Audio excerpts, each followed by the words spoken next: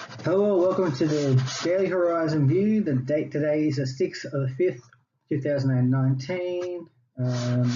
So our top fives for the ASX exchange traded funds. Our spotlight today is VIF, which is Vanguard's International Fixed Interest Index Hedge ETF.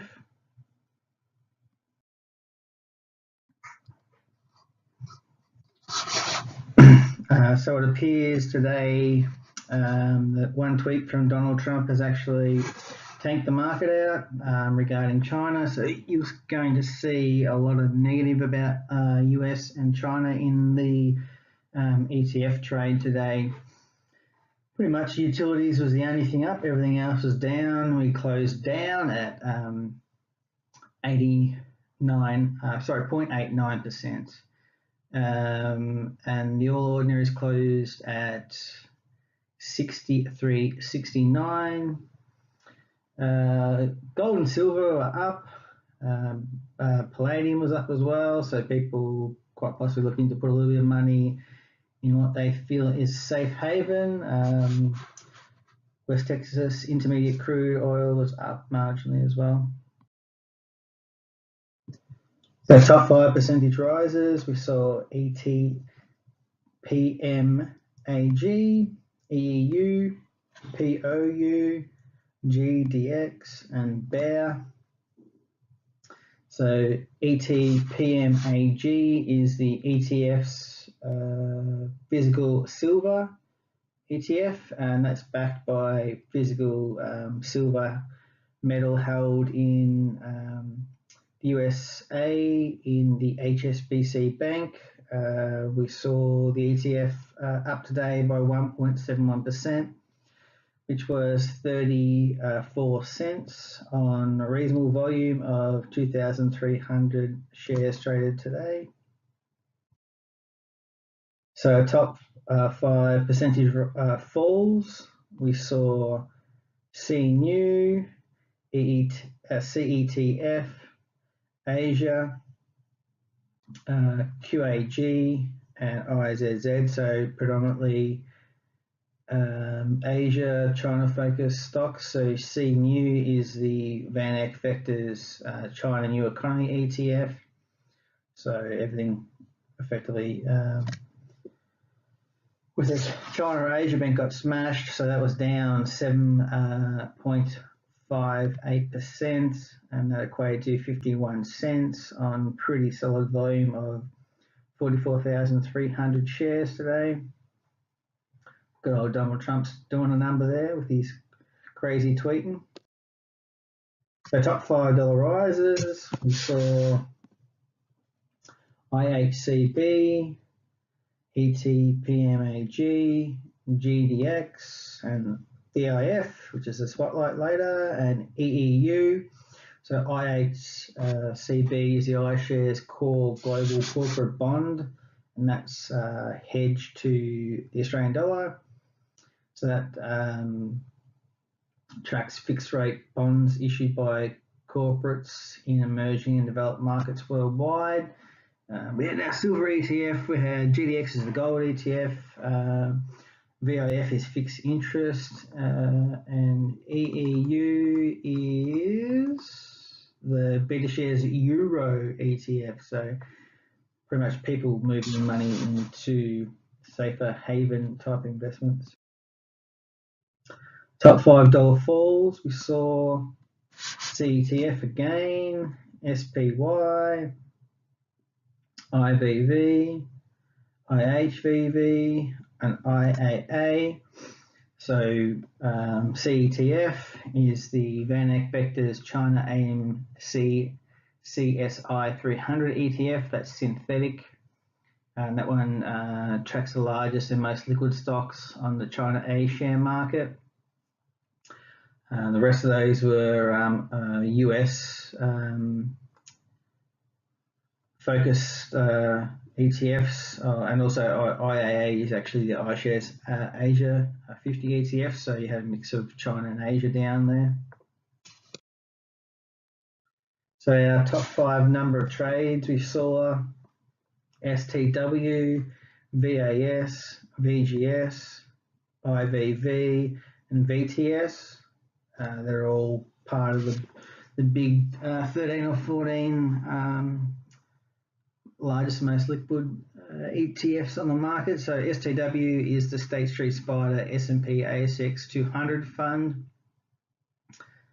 We saw a good number of trades. Actually, now I look at it closely, 893 trades. Double and a half, 1.5 times the nearest rival, the VAS. But looks like there was a fair bit of selling on including those trades, because it was down 0.89%, like 58 cents. So bit of selling in the market. The whole market was trashed today anyway. Top 5 volume: NDQ, Asia, STW, ZYAU, and HACK. So for those who follow on, NDQ is the BizShares Nasdaq 100 ETF. The index includes 100 of the largest US and international non-financial companies listed on the Nasdaq. So that's predominantly tech companies. Might be a good day to actually buy that tomorrow, because it's down quite a lot. Reasonable volume of 144,600 shares traded today. If you're a long-term investor, it might be a bit of a chance to pick up a few of those on the down day. Top 5 value: IVV, STW, VGS, VAS, and AAA. So IVV, which is the iShares S&P 500 ETF, that was smacked again today. That's got a good rating from Morningstar. That one's rated gold. Today we saw $12.3 million worth of the shares traded. Mostly a lot of selling by the look of it. Down $2.84. That equated to 0.68%. Getting ahead of myself there. Yeah, I think might be another option to pick a few of those up. That's probably one of the higher rated ETFs focusing on the S&P 500. If you're looking for some value, tomorrow might be the day just to jump back in. Pick a few of those bigger names up. Quickly onto our spotlight, which is VIF. So we had the Vanguard International Fixed Interest Hedged ETF seeks to track the returns of the Bloomberg Barclays Global Treasury Scale Index, and that's hedged the Australian dollar before all the fees and the blah, blah, blah. They've recently changed the index, so if you want to do some more reading about that, just hop into the website. There's some more information on that. So a quick overview: the ETF provides low-cost exposure to high-quality income-generating securities issued by governments from around the world. The ETF invests in fixed income securities that generally range in credit quality from BBB to AAA, as rated by Standard & Poor's or equivalent rating agencies. So the ETF is hedged to the Australian dollar, so the value of the ETF is relatively unaffected by currency fluctuations.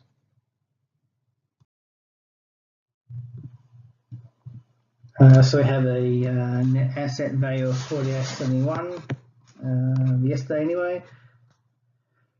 Trading closed out today at 48.97. We have a management fee of 0.2%, which is very reasonable indeed. We have a quarterly distribution, so January, April, July, October. We have a dividend yield of 2.89%, which isn't too bad, but keep an eye on inflation. This ETF could be used by investors seeking exposure to a diversified portfolio of international government fixed interest securities that should be relatively unaffected by currency fluctuations. For an investor constructing a portfolio, I think this ETF could be a cornerstone investment. VIF is a great way to develop exposure to low-cost global bonds. Investors looking for a cheap way to access global bonds should seriously consider this ETF for their portfolio. It's my opinion. As always, you need to do some comparisons to make sure this one actually is any good, or are there other things out there that might be more worthy to be included into portfolio. Have a look at VBND or IHEB. It's very hard to find a fixed interest ETF. I think this is the only one listed on the ASX anyway, so have a bit more of a look around. So as you can see, it's got a lot of exposure to Japanese government fixed interest securities. There's some US treasuries, but yeah, pretty much it's top 15 look like, definitely focused on Japan. So you can see your returns. So since inception, you're getting 3.71% each year, roughly.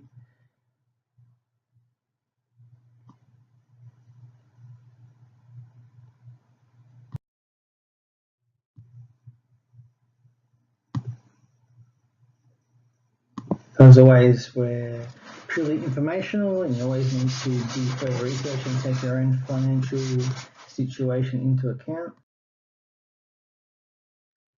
So we are Crack the Sky, and we want to crack your financial sky. We want you to become educated and take that step to actually start managing your own money more efficiently. Knowledge is power. Leave us a comment.